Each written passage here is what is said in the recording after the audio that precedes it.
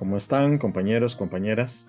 De nuevo estamos acá en la segunda videoconferencia para la asignatura de Comunicación Colectiva y Fenómeno Criminal.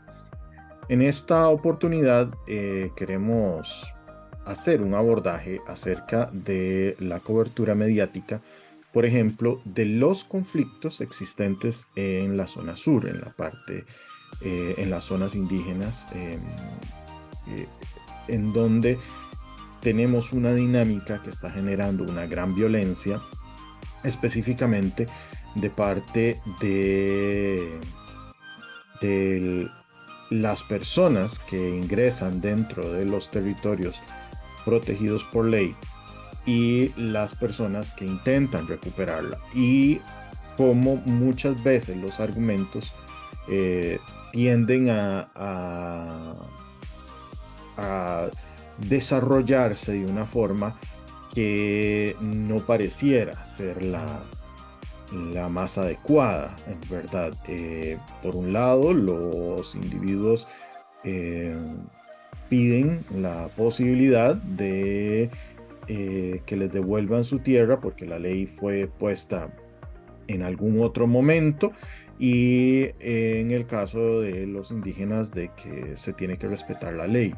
Al final nadie toma ningún camino, y ante la inacción de los cuerpos de seguridad y del Estado, pues se generan situaciones de mucha violencia. Bien, en este caso tenemos a la máster Ana Lucía Mora González, que nos va a ayudar sobre esto. Sí debo comentar de que por la situación climática que estamos viviendo, a veces tenemos problemas de comunicación. De hecho, bueno, ahora no está, la tormenta cesó, pero puede venir en cualquier momento, y esperemos que eso no nos vaya a cortar la luz. Por el momento, aquí está Ana Lucía. Ana Lucía, ¿cómo estás? Adelante. Entonces,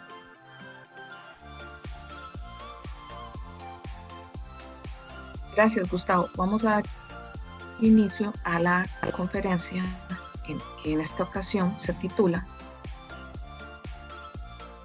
Abordaje, análisis del abordaje mediático de los ocupantes en territorios indígenas de Costa Rica. Bueno, eso nos plantea la siguiente pregunta. ¿Quiénes son los ocupantes? ¿Los indígenas o los no indígenas? Bueno, según la ley 6172, que es la ley indígena de 1977, que sigue vigente hasta la fecha, y que si bien es un marco general, establece claramente algunas pautas que son base, entre ellas el artículo 3, que establece que las reservas indígenas son inalienables e imprescriptibles, no transferibles, exclusivas para las comunidades indígenas que las habitan. Los no indígenas no podrán alquilar, arrendar, comprar o de cualquier otra manera adquirir terrenos o fincas comprendidas dentro de estas reservas. Los indígenas solo podrán negociar sus reservas con otros indígenas. Todo traspaso o negociación de tierras o mejoras de estas en las reservas indígenas entre indígenas y no indígenas es absolutamente nulo, con las consecuencias legales del caso. Las tierras y sus mejoras o los productos de las reservas indígenas estarán exentos de toda clase de impuestos nacionales o municipales, presentes o futuros. Como claramente lo indica la ley, también nadie se puede declarar ignorante de la ley. ¿Y quiénes son los ocupantes? En este caso, podríamos plantearlo de dos formas: los ocupantes legítimos, que son las personas indígenas, y los ocupantes ilegítimos, que conforme la ley se establece que son las personas no indígenas. ¿Por qué? Porque estas tierras son exclusivas para los 8 grupos étnicos costarricenses reconocidos, que están distribuidos en 24 territorios. De esta forma, se anula la hipótesis del grupo no indígena de finqueros, que dice que ellos compraron una tierra que ellos no sabían que era ilegal, porque en este país tampoco se puede decir ignorancia de la ley, y eso está establecido. Entonces, el artículo es sumamente claro, ¿verdad? en línea con esto, vamos a iniciar con la revisión de la primera noticia, que se titula Recuperación de tierras indígenas en Salitre fortalece el cumplimiento del país en materia de en cumplimiento del país en medidas cautelares de la CIDH, o sea, la Corte Interamericana de Derechos Humanos. Bueno, la noticia es de junio del 2019, hecha por Johan García, del medio de comunicación TV Sur. Y esta noticia es muy particular porque se desarrolla casi un mes después de la muerte de Sergio Rojas, que fue asesinado todavía por causas que no han sido esclarecidas por los tribunales y su crimen sigue impune, ¿verdad? Pero vamos a dar lectura a la noticia.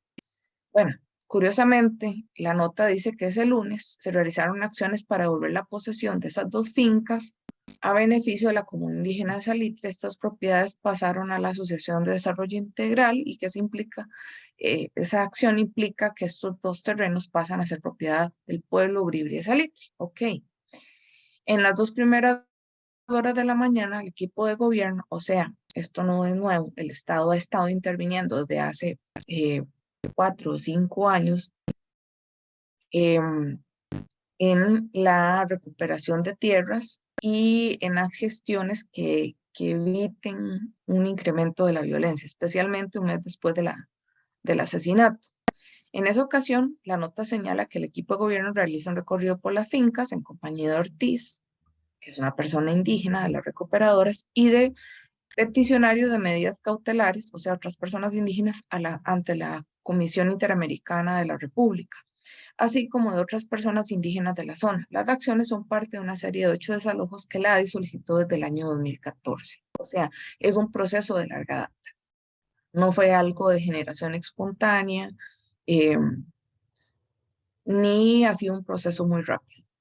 Estos procesos, ¿verdad? Además señala la nota que se dice que los otros terrenos también se están gestionando y serán ejecutados en el menor tiempo posible. Esperan que con estos desalojos se puedan avanzar con la ejecución del plan RTI en Salitre. ¿Qué es el plan RTI? El plan de restitución de tierras indígenas que está liderado por el INDER. No obstante, este plan tiene una limitación y es que está encabezado por un equipo no muy interdisciplinario o uno muy conectado desde una visión integral, ya que su fuerte de funcionarios son abogados y topógrafos. No hay un equipo de criminología, de ciencias sociales, que acompañe la explicación y la mediación en este conflicto. Y usualmente quienes se apersonan al territorio son los topógrafos, que desconocen completamente y no tienen formación para gestionar el conflicto y a veces son guiados por, si bien las personas propietarias de buena fe, ¿verdad? Comillas, que llegaron, los de buena fe son los ocupantes del territorio que entraron antes de la ley indígena de 1977 y que posiblemente tengan plano y escritura, o a veces solo tienen escritura, cuando van a tomar las medidas para hacer los estudios de expropiación, a veces se emocionan y expanden los límites de las propiedades y eso hace que entren en conflicto inclusive con la población indígena. Y como el topógrafo a veces no sabe cómo interactuar con este conflicto, suspenden la medición y eso atrasa aún más los planes de ejecución, ya que nunca se pensaron desde una visión participativa de ambas partes del conflicto y ni de un equipo interdisciplinario que permitiera la mediación, sino desde una figura muy técnica. Entonces, no en todas las partes se logra avanzar de una forma tan eficiente con el RT. Eso es una aclaración. Bueno, esta es la imagen de esa noticia de Canal 14 de TV Sur sobre la nota. Y al respecto tenemos que retomar algunos fragmentos de las lecturas que han realizado hasta este punto, como la lectura de Ramos. que en su texto afirmaba que es necesario reflexionar sobre la forma en que la comprensión del lenguaje de los medios de comunicación social y de la forma en que estos construyen la realidad en el contexto de la sociedad actual, ¿verdad? Hablar de recuperaciones indígenas versus, como otros medios lo mencionan, como invasiones indígenas, invasiones dentro de su propio territorio, ¿verdad? Es toda una contradicción. Y sí, hay de los dos tipos de medios de comunicación, tanto los que respetan, tal vez no apoyan, pero sí respetan la legislación vigente y conocen que esto se marca no solo en la legislación nacional, sino en convenios internacionales como el 169 y otros, que comprometen al país en garantizar las tierras y la seguridad de las personas indígenas, sino también en medios que criminalizan esta lucha. Y bueno, hay una nota interesante del país que realiza un balance para el año 2021, donde la nota cuestionaba, ¿verdad? Y mencionaba que ya habían pasado 2 años del asesinato de Sergio Rojas y no había una respuesta, pero pone una nota muy interesante que dice que en el juzgado de Buenos Aires, o sea, el Cantón de Buenos Aires, se acumulan centenares de casos de cada una de las partes del conflicto, o sea, de los indígenas y de los no indígenas. Antes del comienzo de la pandemia había más de 150 indígenas investigados por delitos relacionados con la recuperación de tierras, entre ellos homicidio en grado de tentativa, o sea, tentativa de homicidio, apropiación indebida de asalto armado, y ese número es muy similar al de personas no indígenas también acosadas por las personas no indígenas ante la fiscalía. Entonces eso muestra que el conflicto tiene dos lados. Bueno, yo he conocido a algunos de los finqueros mediante las entrevistas, ¿verdad? Y algunos han intercambiado a veces algunas palabras y es llamativo cómo muchas veces estas personas aducen ignorancia de la ley y justifican que ellos compraron tierras y que fueron engañados por los propios indígenas y que por consiguiente esas tierras se les tienen que dejar o se les tienen que pagar. Entonces también a veces comprenden que el conflicto es contra el Estado, pero a veces también argumentan contra los indígenas. Y recuerden, nuevamente, no es legítimo argumentar ignorancia de una ley. Se supone que todas y todos deberíamos leer todos los días o todas las semanas la Gaceta y tener conocimiento del marco regulatorio de las relaciones de nuestro país. Relacionado con esto, vamos a ver un video de las desinformadas y tendenciosas declaraciones del presidente Chávez en una de sus conferencias. Ya la tengo casi lista. Voy a compartirles pantalla.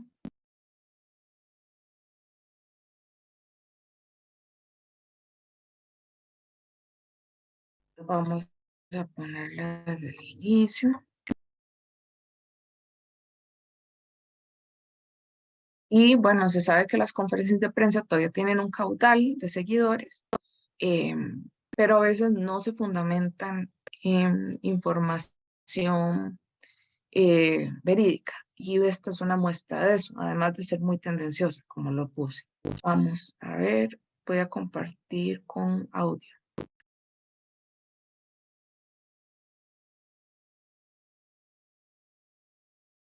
¿Okay?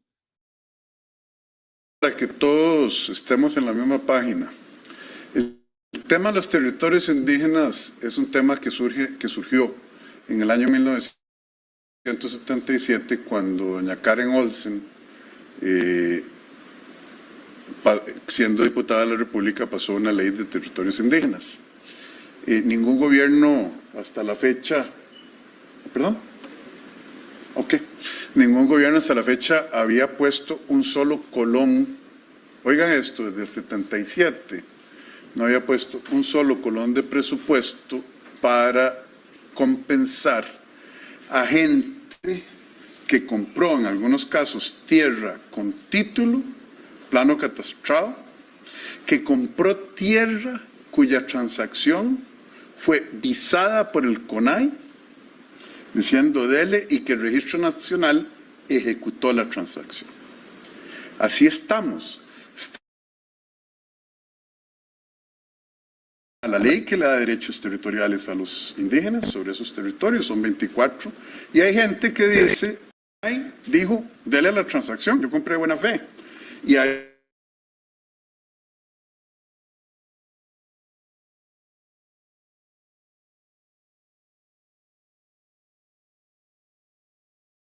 pronunciamientos de la sala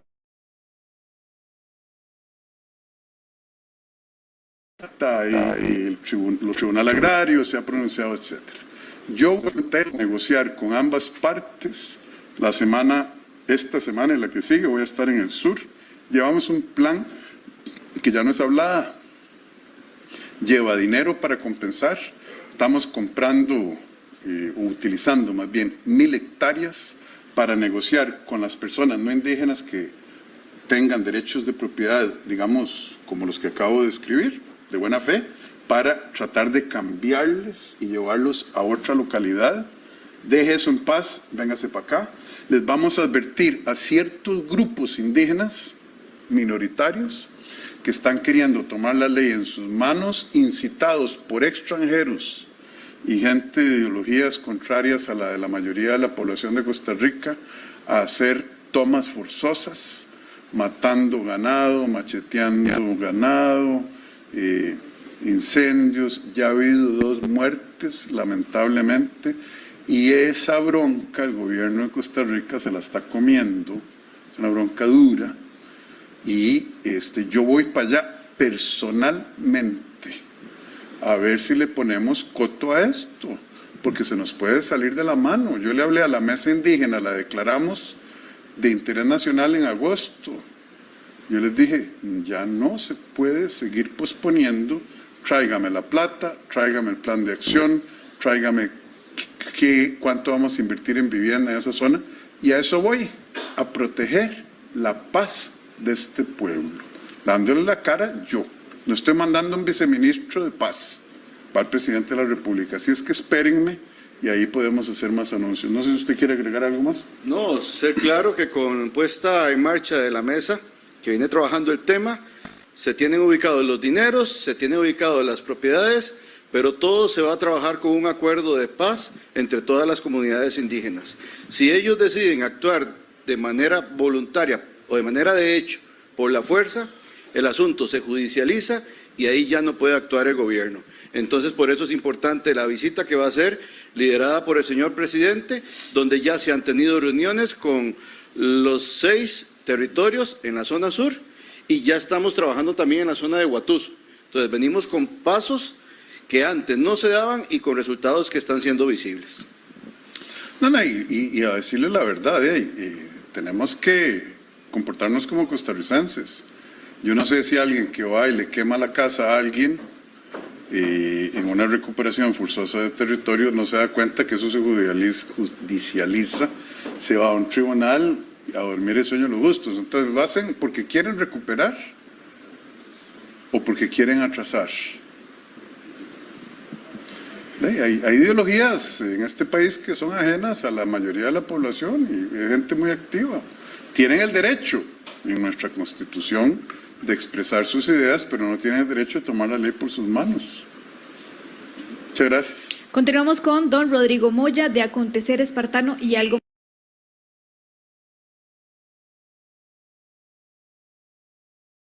Bueno, continuando con la presentación, como lo pueden ver,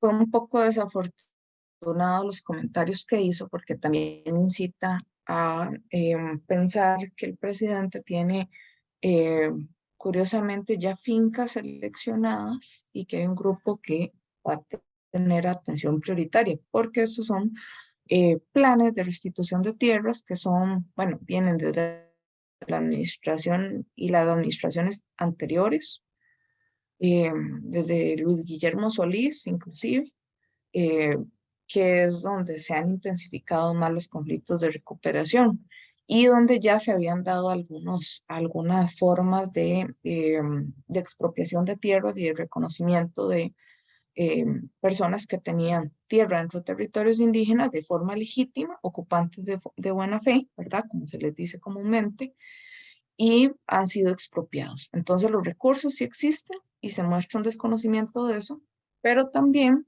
hay otros aspectos a analizar sobre la nota, ¿verdad?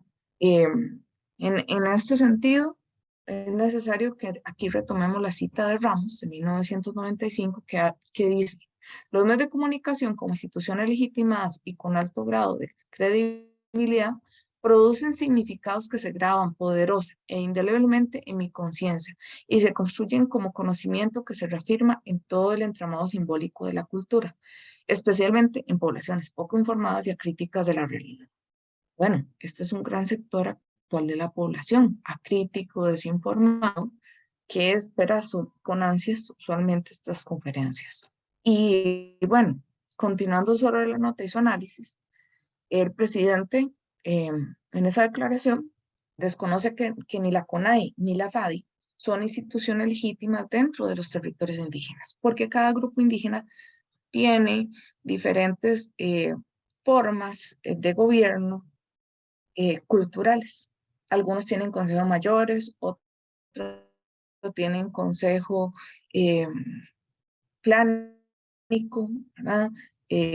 Clanes que son de importancia y que se organizan de otra forma, también consejos territoriales, pero fundamentalmente consejos mayores. Y eso, formales de instituciones, sino que la ley, lastimosamente, lo que reconoce desde 1977 es a las asociaciones de desarrollo integral indígenas y a la CONAI, ¿verdad? Como instancias formales para gestionar asuntos de los pueblos.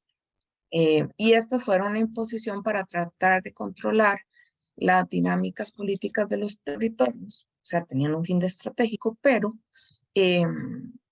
parece que eso lo desconoce el presidente. Entonces, además, tenemos que reconocer sobre esto que la FADI ni la CONAI tampoco se han ganado el cariño de las poblaciones y tampoco son consideradas legítimas porque tienen un amplio antecedente de proceder con transacciones ilegales y contradictorias a la ley indígena del 1977 y también a lo establecido en el convenio 169 de la OIT. En parte, estas instancias, tanto la DADIS como la CONAI, en varias ocasiones han sido objeto de cuestionamientos, investigaciones judiciales, demandas por parte de los pueblos indígenas y anulación de procesos. Entonces, no son instancias tan legítimas tampoco operativamente como para lo que la afirma. Asimismo, estas declaraciones evidencian posturas tendenciosas y racistas que niegan la posibilidad de que el movimiento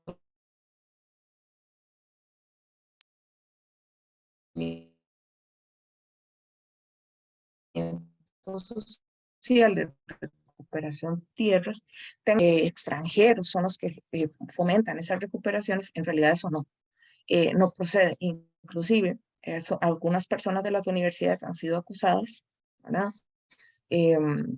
Pero eso no es real. En realidad, el origen del movimiento social de recuperación de tierras nace dentro de las propias recuperaciones indígenas. De hecho, por ese motivo no se marca en los marcos legales tradicionales. Ellos hacen recuperaciones y nunca le dicen nada a nadie, es un secreto. Cuando ya realizan la recuperación, envían un comunicado público, ¿verdad? Por redes sociales y por mensajería, informando de la recuperación, el nombre en sus respectivos idiomas, y esto no tiene ningún sustento, digamos, esas acusaciones de que son incitadas por otros y no por las personas indígenas, también las ofendió en varios sentidos porque aducen que no tienen capacidad de organización y de gestión propia y tampoco tienen pensamiento propio. Entonces eso fue sumamente ofensivo y también los grupos indígenas se defendieron.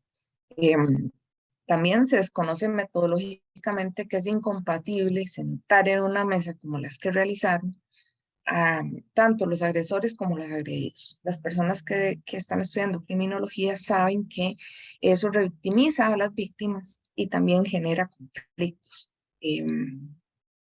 Además, miente y dice que su gobierno es el primero en gestionar montos para indemnizar a los poseedores de buena fe, ya que desde el gobierno anterior se crearon fondos para iniciar, de hecho, tras lo anterior, iniciar la indemnización desde el año 2019.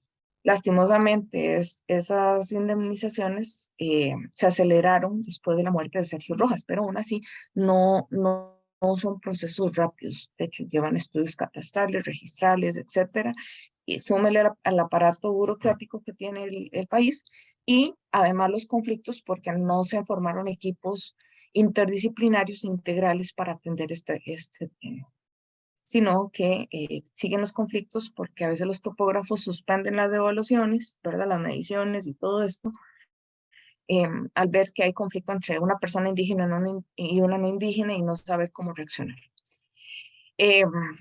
Esto se refuerza también con el reconocimiento del activista Doris Ríos, o sea, no es un grupo minoritario de indígenas revoltosos con gente de ideologías contrarias, particularmente, no lo quiso mencionar, pero se lo achacan a las izquierdas eh, y a grupos extranjeros, que en realidad no sé a qué se quiere referir él.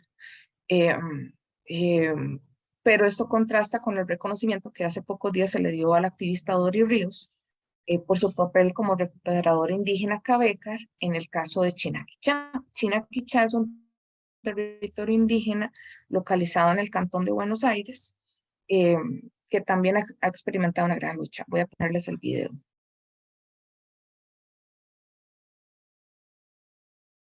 Vamos a ver.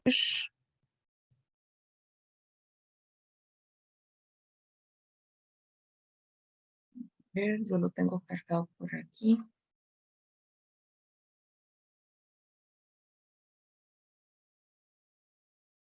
Bueno, la noticia de CNN no es cualquier medio, CNN. La activista reconocida por Estados Unidos por defender a un pueblo indígena en Costa Rica. Voy a compartirles el video. Este 8 de marzo, en los que el Departamento de Estado, con la presencia de la primera dama y en el marco del Día Internacional de la Mujer, reconoció el trabajo de 11 mujeres del mundo, mujeres valientes. Una de ellas nos acompaña desde el Departamento de Estado. Este es el momento, las imágenes de cuando Doris Ríos recibió su galardón.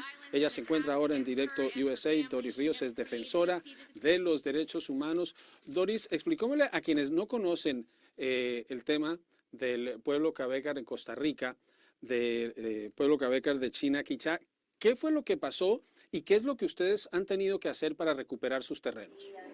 Bueno, buenas. ¿Qué es lo que hemos hecho el pueblo de Costa Rica? El pueblo de Chinaquichá es un territorio indígena que está ubicado en el sur de Costa Rica.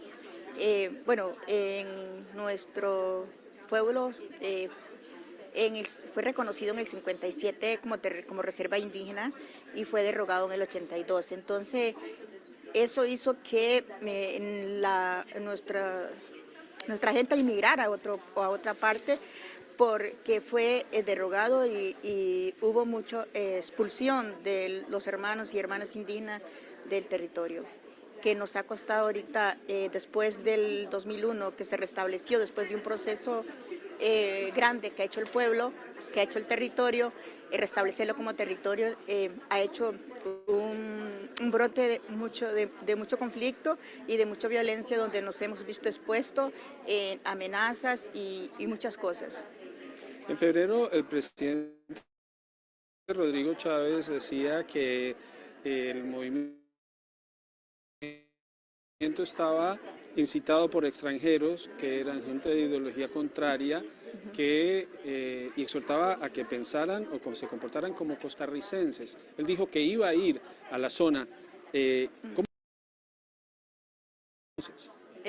Bueno, desde mi perspectiva de verlo, creo que Rodrigo Chávez en el tema indígena le falta muchísimo y está mal asesorado, porque la lucha de las recuperaciones de las tierras ha sido de los pueblos, de los territorios, que no nos hemos visto más que hacer esa lucha, porque el Estado costarricense no ha cumplido con los derechos de los pueblos indígenas en lo que es en acceso o a la tenencia de las tierras. Y decía él que un conflicto es que gente ha comprado esas tierras que han recibido titulación y dice que hay quienes las quieren recuperar a través de la fuerza. ¿Eso es lo que ustedes han hecho en este proceso? No, para nada. Hemos cumplido con la ley que nos tutela a nivel nacional y a nivel internacional. O sea, aquí el señor dice, busca al culpable de un lado, pero el mayor culpable de esto ha sido el Estado y hemos ejercido nuestro derecho. ¿Qué significa para usted, Doris, venir a Washington y que aquí se reconozca su trabajo y aquí se destaque lo que usted ha hecho con otros integrantes de su comunidad para recuperar los territorios que les corresponden y que les fueron designados por ley? Si bien es cierto, el reconocimiento me llena de mucha alegría, pero también me llena de mucha responsabilidad porque eso me hace trabajar más, pero para mí es como el reconocimiento y la visibilización de los pueblos o de la lucha de los pueblos indígenas que están en proceso de recuperación y que hasta el momento en defensa de esas recuperaciones de nuestras tierras ya hay 2 asesinatos. ¿Cómo es el pueblo Cabecar? Sé que es un pueblo matriarcal, pero para quienes no conocen el pueblo de Chinaquichá, quienes no conocen estas comunidades de Costa Rica, ¿cómo los describe y qué le aportan al país? ¿Qué tienen, cómo ha sido esta relación de su pueblo con lo que es Costa Rica hoy en día? Bueno, ¿cómo lo describo? Lo describo un pueblo que ha resistido a la desaparición, un pueblo que está luchando por seguir existiendo y que tenemos sí, muchos aportes porque tenemos nuestra cultura, nuestro idioma y el cuidado de nuestros recursos. Más que todo la lucha viene por eso, al tener nuestra tenencia de tierra, eso nos hace tener acceso a nuestras tierras y cuidarlas, ¿no? Entonces es un trabajo que solo se ve una parte de una parte, pero no se habla que también lo que hacemos es también con el medio ambiente cuidar, regenerar todas esas tierras que estaban llenas solo de ganadería. Doris, ¿cómo es hacer su trabajo de defensora de derechos humanos? ¿Cómo han sido estos años para usted y para los otros activistas? ¿Está garantizada su seguridad? ¿Teme por su seguridad?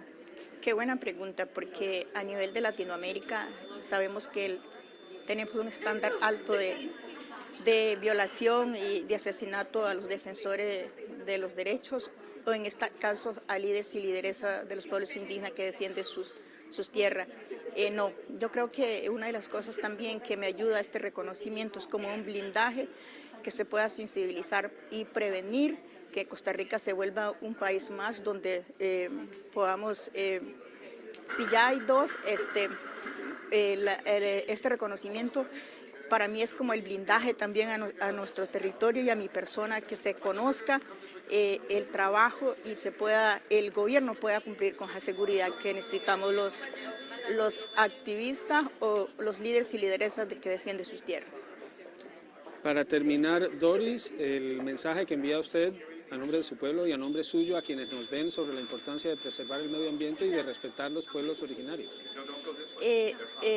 El mensaje que les mando es que, bueno, que primero para tener informaciones a primeras manos, visiten a los territorios indígenas. En Costa Rica somos 24 territorios y que aportamos muchísimo a la sociedad y que tenemos cosas muy importantes que ofrecer también a esta sociedad, y que el medio ambiente es una de las cosas principales en el tema de la población indígena, porque en Costa Rica la mayoría de esos bosques de la zona verde que se habla a nivel mundial está en zonas de territorios indígenas. Doris Ríos, defensora de derechos humanos, reconocida por el Departamento de Estado, estuvo en la ceremonia con la primera dama Jill Biden, con el secretario de Estado Anthony Blinken en Washington, con otras 10 mujeres que recibieron ese reconocimiento. Muchas gracias, Doris, por estar en Directo USA. Muchas gracias.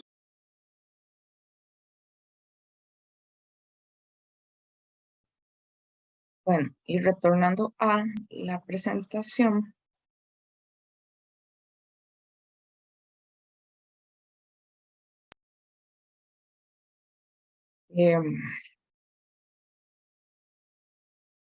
Todo lo anterior, ambas noticias, ambos videos, tanto la conferencia de prensa como la entrevista de Doris Ríos, ponen en evidencia lo planteado por Bosa, uno de los textos que tienen que leer, cuando afirma que los medios de comunicación tienen el potencial para contribuir positivamente con el mayor conocimiento público de los fenómenos sociales y las respuestas institucionales. Sin embargo, la forma en que se construye el discurso periodístico se traduce algunas veces en decisiones de política criminal que buscan la aprobación de leyes irracionales y poco viables para el control del delito y la violencia, así como una tendencia hacia formas autoritarias de control social. Un ejemplo de eso fue cuando intervino en la conferencia de prensa el otro señor y dijo que si hacían uso de manifestaciones o algo así, ¿verdad? Con violencia, se iba a aplicar un proceso judicial,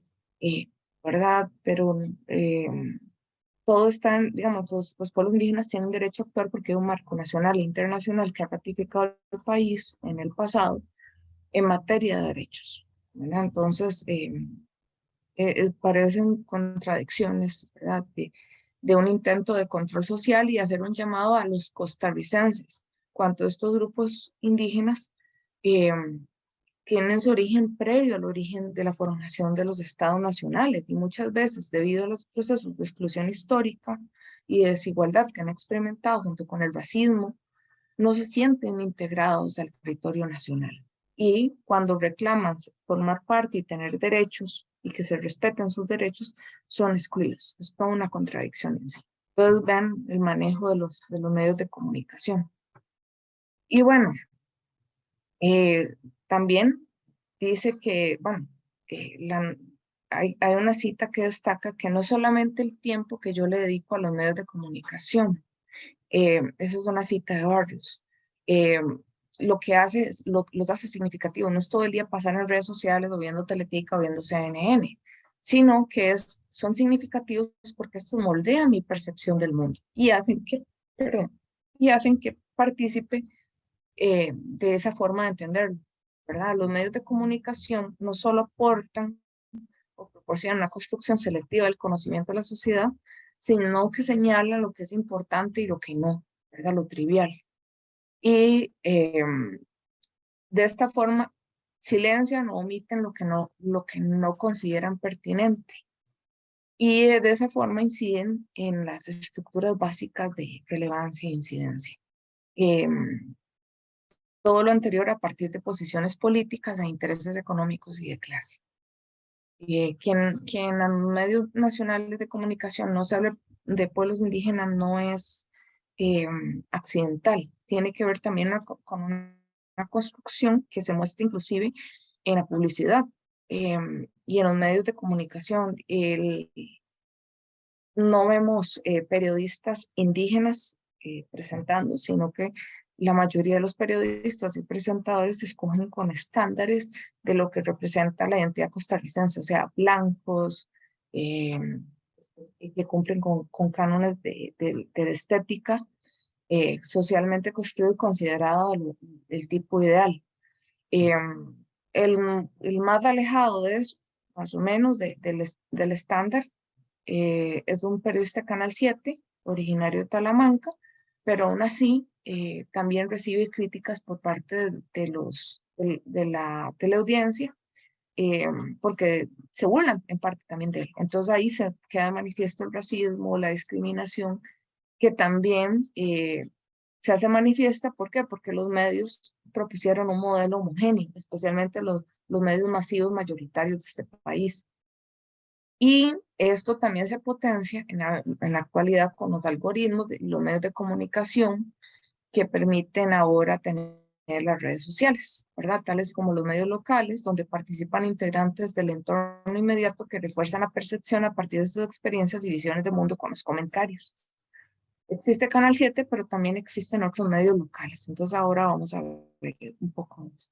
Bueno, Telenoticias tiene una visión totalmente antiindígena desde los tiempos de Gravy Moya, con reportajes desde el año 2014, donde habla que los vecinos de la comunidad Salitre en la zona sur denuncian ante las autoridades, hasta mal escrito está, la invasión y robos de tierra por parte del líder indígena.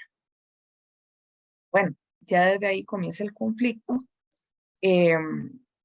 ¿Verdad? Eso ya tiene 8 años de publicación y uno también puede ver los comentarios, porque precisamente por los algoritmos la gente puede informarse con medios alternativos y como salen las palabras claves, el algoritmo dice, ok, le vamos a mandar información de esto. Y alguna gente interactúa con Teletica y la contradice en su discurso, ¿verdad?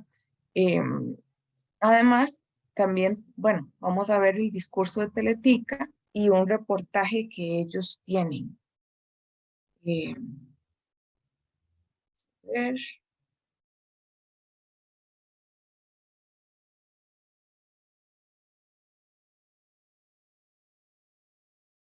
Un segundo.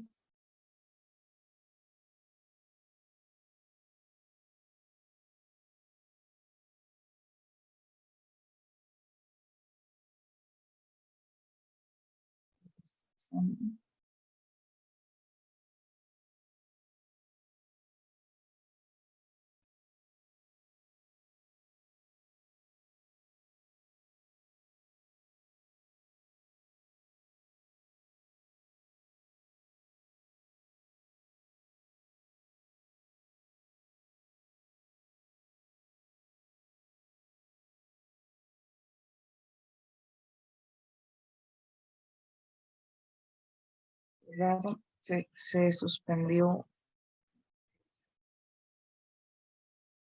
Y ahora sí ya funciona.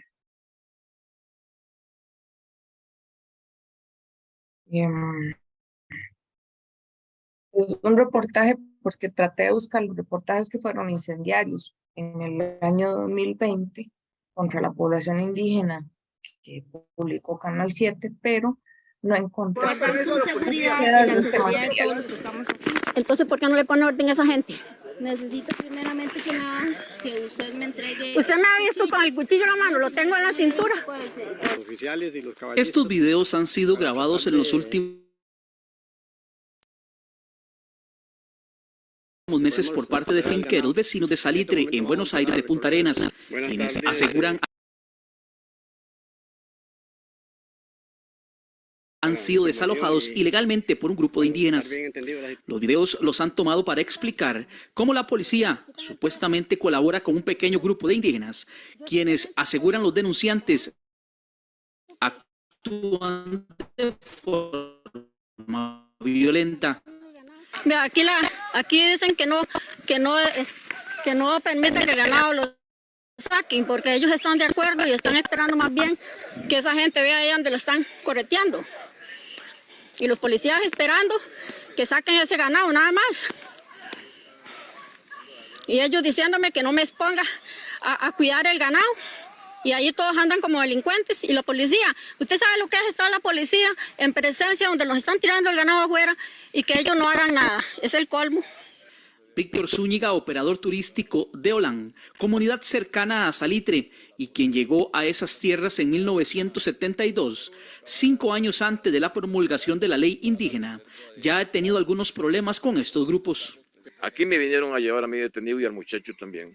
Al muchacho le pusieron medidas cautelares, 4 meses, 7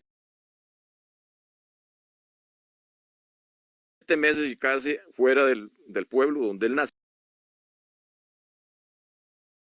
y creció. A mí me han andado buscando, me han perseguido los peones, me han perseguido a todo el mundo. Todas las personas que se relacionaban conmigo los han ido a investigar, porque basado a eso, en esos días fue que asesinaron al señor Sergio Rojas. Entonces ellos están alerta por todos los lados a ver a quién coge, cuál finquero fue el que lo mandó a matar, cuál finquero fue el que lo... Y entonces eso hemos tenido unos problemas muy serios. La paz se terminó en Olán y en la reserva de Salitre se terminó. Aquí nadie vive en paz. Reconoce que él y su hijo, quien es investigado por una agresión en contra de indígenas, son señalados por muchos por el asesinato del líder indígena Sergio Rojas Ortiz, hecho ocurrido hace un año. Él es claro en afirmar que no tiene nada que ver con ese hecho. Sinceramente, los han achacado a los finqueros la muerte de Sergio. A mí personalmente nunca tuve ninguna discusión con Sergio. Siempre él estuvo contra, o en los juicios que hubieron contra nosotros, él estaba presente con personas de la universidad, apoyando a los compañeros de él, a los indígenas y toda esa cuestión. Pero yo nunca tuve ningún problema con él y tampoco como para ver lo mandaba a matar como lo han querido decir, jamás. Las causas del crimen de Rojas Ortiz aún están bajo investigación por parte de la policía. No se descarta policialmente que los continuos conflictos por tierras con finqueros y hasta las diferencias con propios indígenas bribris sea parte de las causas del crimen. Mientras esto ocurre, los conflictos continúan y muchos levantan la voz para que no se repitan hechos de sangre. El Estado desconoce esa situación, la desconoce, y entonces permite que sean los mismos indígenas que probablemente mal asesorados o malintencionalmente mal asesorados desde afuera, ¿verdad? Hay una nebulosa muy preocupante, ¿verdad? Que los asesores les dicen, si el Estado no se lo garantiza, vayan y tomen lo que ustedes consideren que sea ustedes. Así, ¿verdad? Desvirtuando absolutamente todo nuestro Estado de Derecho, nuestra estructura jurídica nacional e internacional a la que se está obligada, y vayan y tómenlo. Es la finca mía y de mi esposo. La fragancia de tus abrazos se queda, el olor a humedad se va, Suavitel neutraliza el olor. Se metió hasta un poco de publicidad. Bueno, continuando con esto y revisando el material,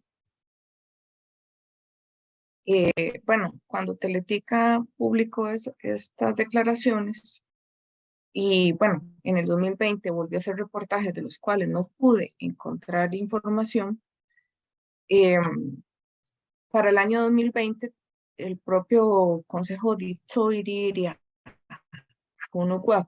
de Salitre, que es el consejo legítimo dentro de la cultura del territorio Salitre, envió ante los reportajes de este tipo, ¿verdad? Esta es una muestra con fines ilustrativos, envió un derecho a la respuesta, que ustedes han visto que en las notas de Telenoticia a veces dicen, vamos a emitir un derecho a la respuesta o una aclaración por tal y tal cosa. En el caso de Salitre se envió esta declaración, ¿verdad? Se envió y ni siquiera se transmitió ese derecho a la respuesta solicitado por el Consejo. Y ni siquiera la televisora contestó ese documento. Así que eso pone de manifiesto una forma de acción intencionada, no de un periodismo científico. Entonces vemos la intención de los medios de comunicación. Por otro lado, aquí tenemos un ejemplo también del debate que se da en el sur con un medio muy popular de la región Brunca que se llama Colosal Informa. Y esta noticia es de este año 2023. Sale en la nota donde publican que ya se dictó sentencia al asesino de Jerry Rivera, fue el segundo indígena asesinado en una recuperación de tierras en Terro. Y ahí ya está la nota, ¿verdad? La trataron de hacer muy objetiva, pero los comentarios se dividen en diferentes posiciones. Obviamente las personas no indígenas que no apoyan las recuperaciones manifiestan, ¿verdad?, su oposición, se burlan de inclusive el fallecido, ¿verdad? Aquí hay una nota de ese líder indígena con signos de burla, ¿verdad?, caritas de risa. Pero también hay unas terceras posiciones de condena al Estado por negligencia. O sea, esa es otra tercera posición que hay que analizar. Y también de apoyo a la sentencia, ¿verdad?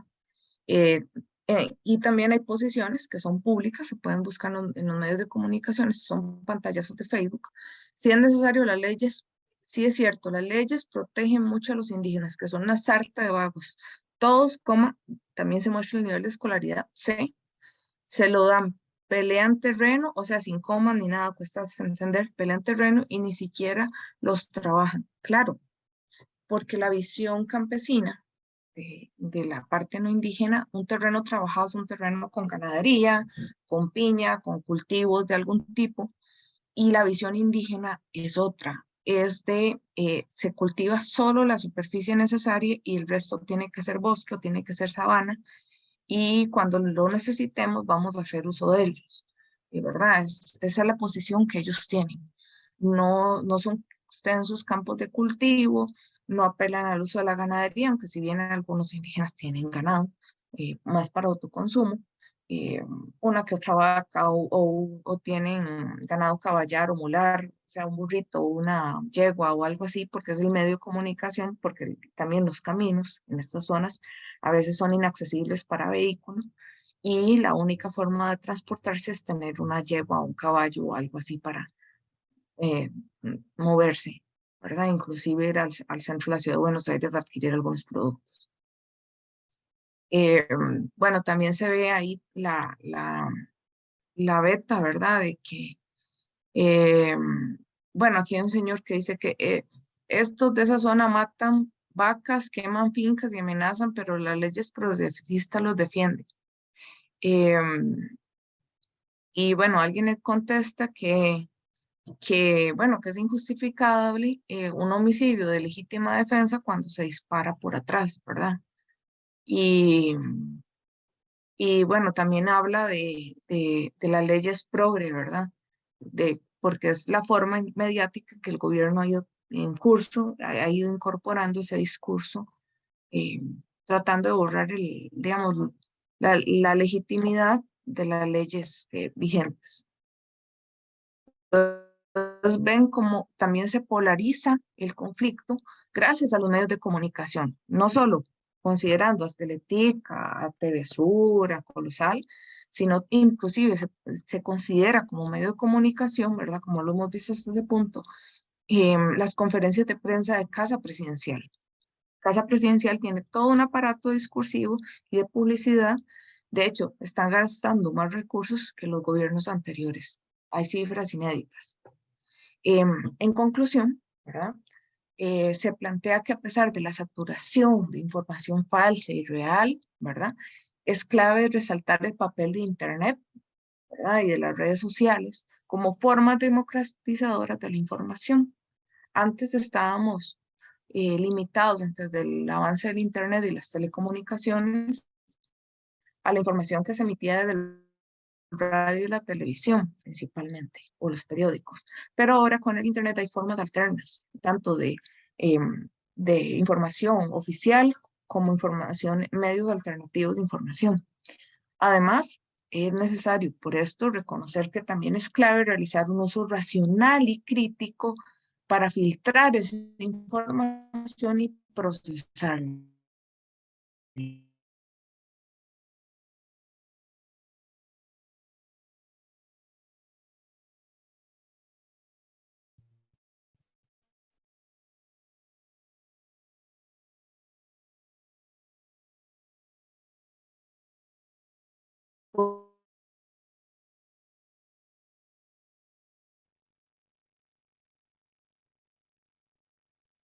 Ana Lucía,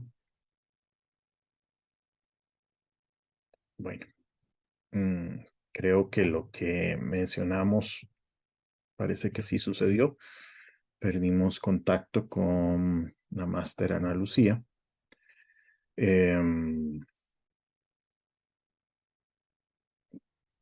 Está bien, yo pienso que ya habíamos terminado. Tal vez solamente agrego algún elemento que es importante en esto y es, bueno,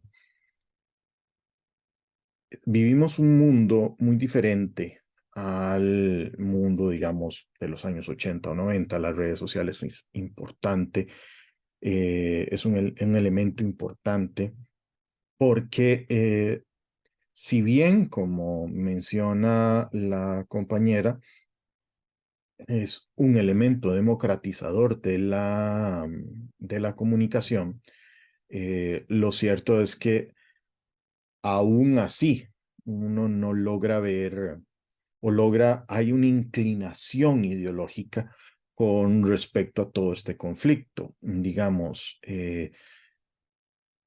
se ha sabido por medio de estos medios alternativos que los finqueros amarran a los indígenas y los marcan como ganado con hierros al rojo vivo, ¿verdad? Y bien, sabemos que hay una inclinación de los medios de comunicación hacia mostrar cierta parte de eso. Esto Igual lo vemos cuando hablamos de la milla fronteriza, tanto en el norte como en el sur, y de la línea marítimo terrestre. Las personas que quieren estar sobre esas zonas son individuos que tienen cierta inclinación ideológica, ¿verdad? Y que de alguna forma esa postura ideológica se refuerza con un Estado ineficiente que ha tardado demasiado tiempo en compensar por el territorio que se nacionalizó. Entonces, en conclusión, lo que es importante en esto es entender que vivimos en un Estado social de derecho y en el que la ley tiene que imperar. Lo que estamos viviendo está fuera de la ley y los cuerpos de seguridad deben entender de que se tiene que aplicar la ley a pesar de mi inclinación política, a pesar de mi forma de ver el mundo. Para eso es la ley. La ley no se hizo para complacer a unos o a otros. La ley desde un principio, desde Hobbes, desde Montesquieu, etcétera, desde los pensadores siempre se ha mantenido la idea de que la ley sea laica, sea ideológicamente neutral y que refleje lo que es la Constitución. Entonces, el hacer algo fuera de la ley o no hacer nada es también algo que no está bien. Recordemos que, bueno, como dice el dicho, ¿verdad? Si yo decido no hacer nada por algo que sé que es injusto, yo ya tomé una posición. Bueno, pedimos disculpas por ese corte que hubo. Esperamos que todo esté bien con la compañera y les agradecemos su compañía durante estos momentos y les deseamos la mejor de las suertes en la asignatura Comunicación Colectiva y Fenómeno Criminal. Que les vaya muy bien.